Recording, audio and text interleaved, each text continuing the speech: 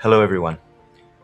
At the end of World War II, Korea was divided into the communist North and the democratic South. This division itself was not supposed to occur, but was an unfortunate compromise due to the influence of evil, which was trying to block God's providence. This created a massive problem for True Mother's family, who were the most devoted Christians preparing the way for the Lord. At the same time, they had a special mission to protect this young girl, God's only begotten daughter.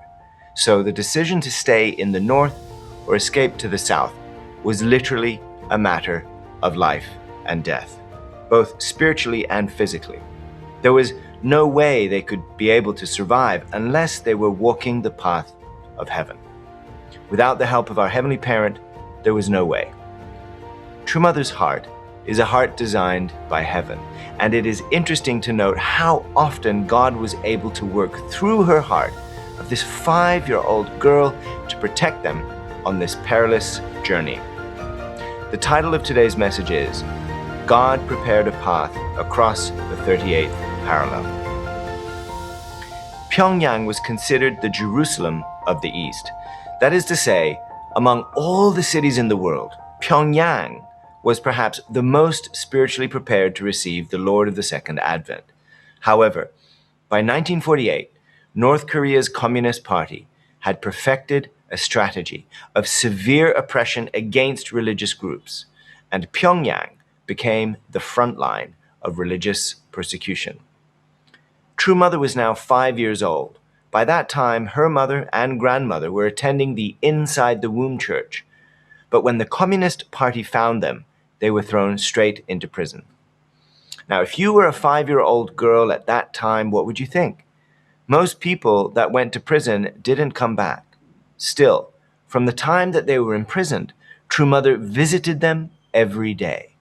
She was so devoted, so sweet, and polite that the prison guards came to know her well. Let us read. "You came here to see your mother?" The guard asked this question as a formality. He knew why I was there, because I came every day. "Yes, sir," I would respond to him in my soft voice. "Wait here," he would say in a fatherly tone.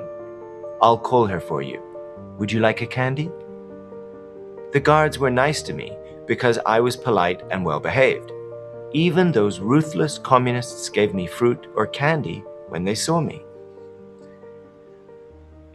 What could have been a total disaster somehow turned out to be only a 2-week imprisonment. For some reason, they decided to let these 2 women free. How is that possible when this was the time that the Communist Party's religious oppression was at its zenith?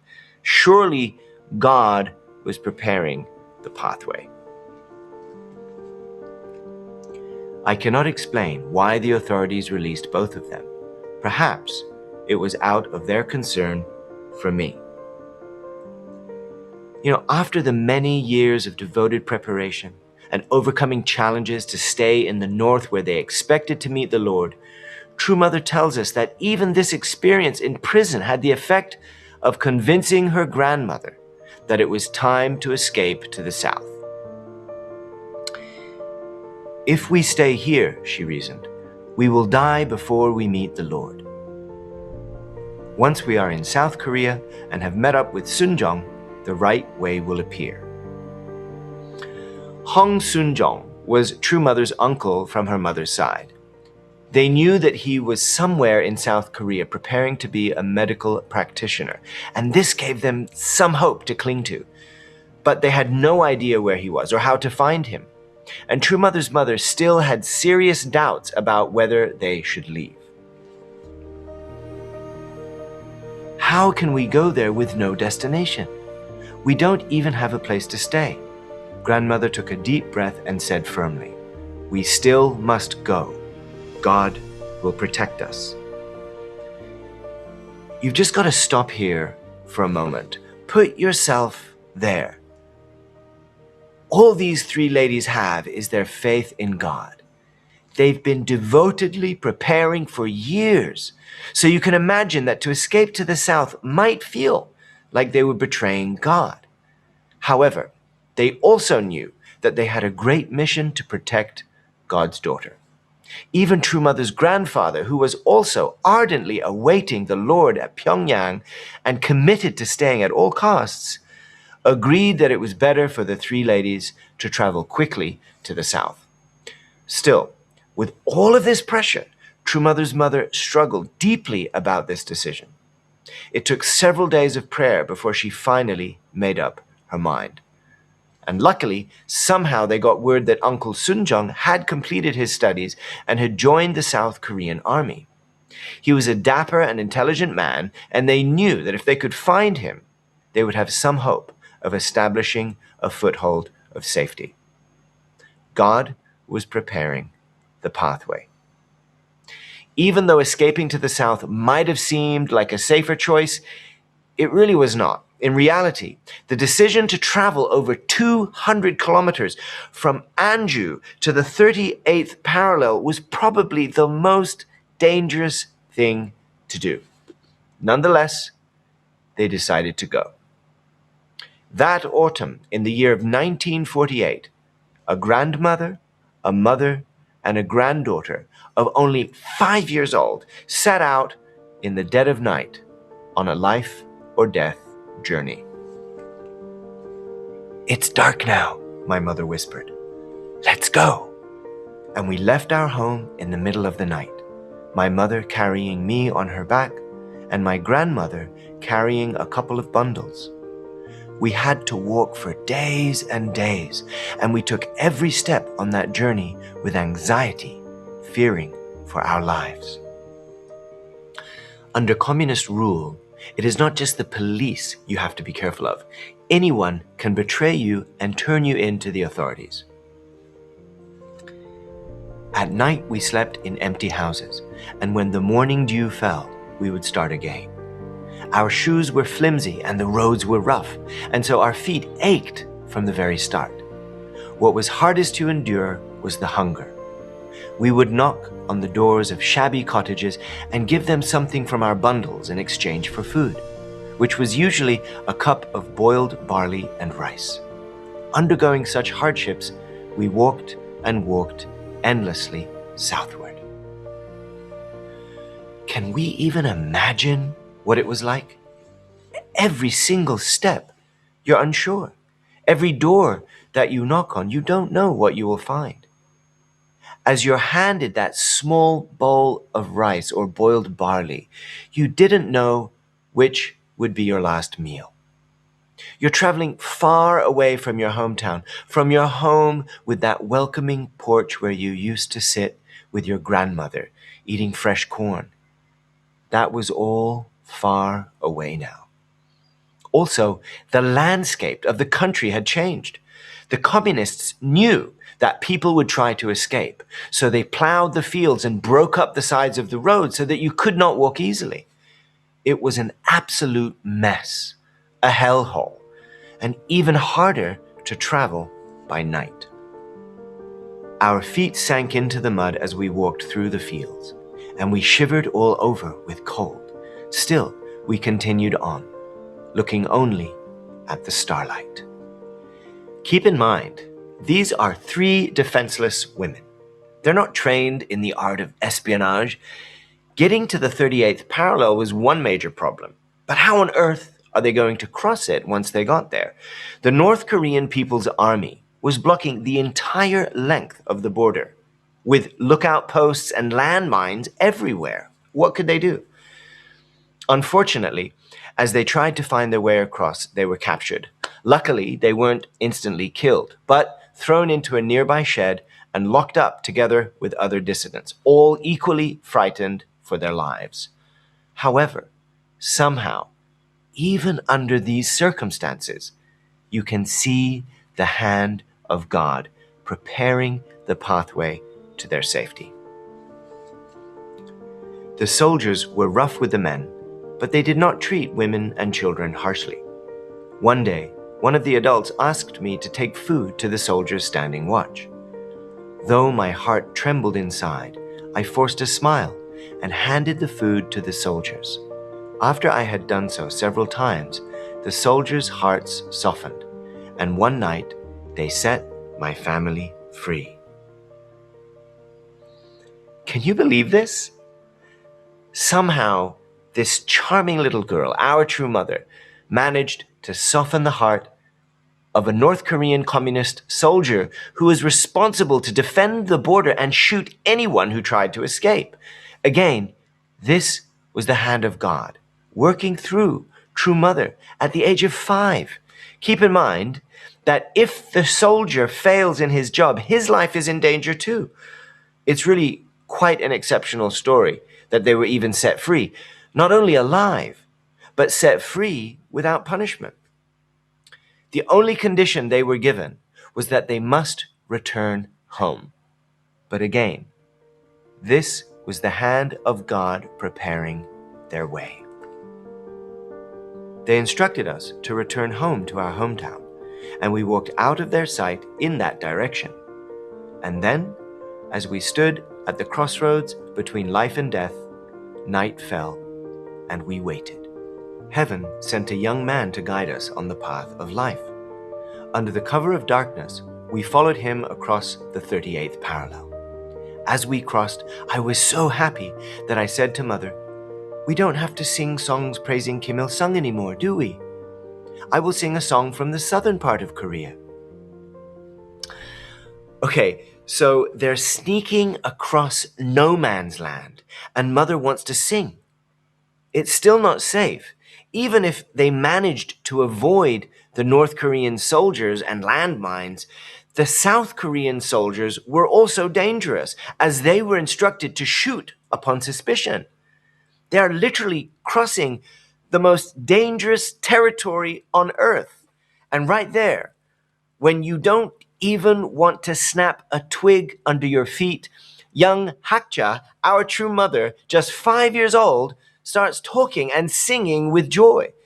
If I were there, I may have tried to make her quiet. But what happened? Let's find out. I sang a few lines of the song with a joyous heart. At that moment, we heard a rustling in the bushes in front of us.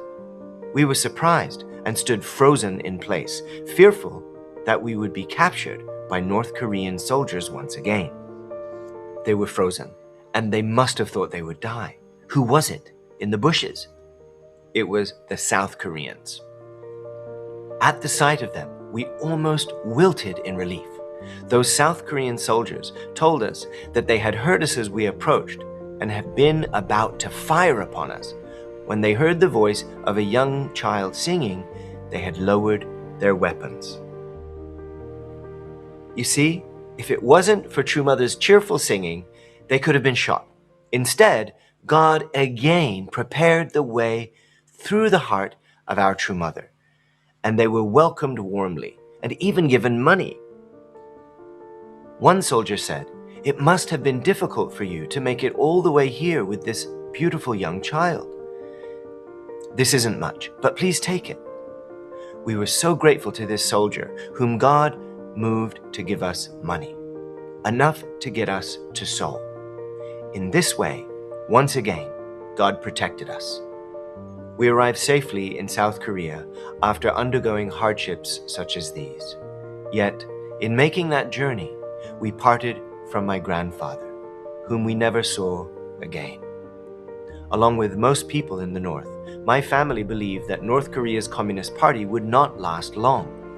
We expected that after a short stay in South Korea, we would see the downfall of the communists and be able to return home. As history shows, this dream was not to be realized. Well, they made it. And although they were unaware that they would never see their home in the North again, it was a miracle that they made it to the South. However, that doesn't mean that everything was fine. They had never been this far south before. Seoul seemed like a strange place, and they had no idea how to survive. They had no jobs, no skills, and no friends. Until they found Uncle Sunjong, there would still be little hope of survival. We camped in a shabby, empty house and barely made it through each day. All we could do was talk to people. Our most urgent task was to find my maternal uncle Sunjong. He was the only person we could depend on in South Korea, and we were hoping he was somewhere in Seoul. My mother pleaded in prayer. What should I do to find my younger brother? She prayed most earnestly every day to find her brother on whom she could rely. We devoted ourselves to this search by visiting clinics and pharmacies. Then we received an unexpected blessing from God. We met a man on the street who turned out to be a friend of my uncle's. This was indeed God's providential help. Again, our heavenly parent prepared their path. This guy knew their uncle and took them to see him. It turned out that Uncle Sunjong had completed his training and become a pharmaceutical officer in the military academy. What a reunion it was! Sunjong was delighted to see his mother, sister, and niece. He had no idea of the conditions in the north and was so distressed to hear of what we had gone through to get to Seoul. He immediately rented a small room for us in Hyochang-dong.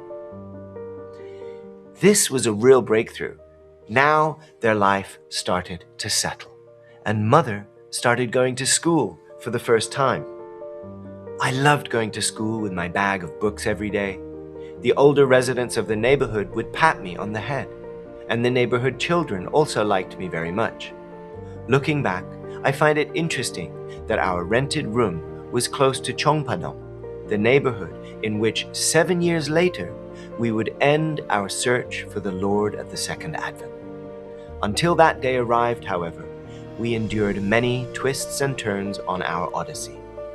Without a doubt, our Heavenly Parent prepared a path to protect the one called to serve humankind as the only begotten daughter, the one to whom He would entrust the providence.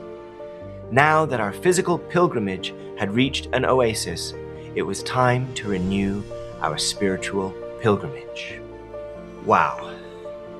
You know, if we read the account of their journey carelessly, we may overlook how incredible it is, how God guided them the entire way, and how often He worked through the heart of our true mother. God can prepare the way, but it is our hearts that can unlock the door. Think about it. Evil is powerless without people, but goodness is also powerless without people. That is how precious those moments are when True Mother is able to melt the heart and trigger the original mind of the soldiers who were instructed to persecute them. Regardless of the immense danger, her heart was able to sway their minds, which allows them to continue on the path that God prepared for them. We can all have such experiences. I'm sure you have, haven't you? A time when you were able to overcome a terrible situation by accessing the heavenly heart. You have the power to influence any situation for the better, but it is especially so when you are walking the path God prepared for you. The reason God was able to prepare the pathway for them was because they were doing the work of God. In the same way, if we are doing the work of God, surely the way will open up before us, no matter the challenges. It is worth noting that while True Mother was being guided to the south, heaven was guiding True Father to the north, where he would be persecuted, jailed, and tortured numerous times. Is it possible that our precious True Father, while still a young man in his prime, was paying a price so that God's only begotten daughter would be spared? I haven't heard anyone suggest this before, but it comes to mind. Is it possible that the bruised and broken-boned body of our True Father was acting like a wall to protect the way for our young True Mother? You know, Father went through unspeakable hardships while he was in the north. Is it possible that those were also conditions that served to protect God's precious daughter, who was constantly surrounded by danger? I'm certain that God used every condition He could. especially when you hear about what happened next to our true mother. The dangers were still far from over. The Korean War was about to break out. Not only did they need to survive, they eventually needed to find our true father amidst all this chaos. And the only way they would survive the next leg of their journey would be to stay on the pathway that God had prepared. The only way they would find true father was to follow the pathway that God prepared. So join me for the next episode to find out what happens next. In the meantime, make sure that you're on the pathway God prepared for you.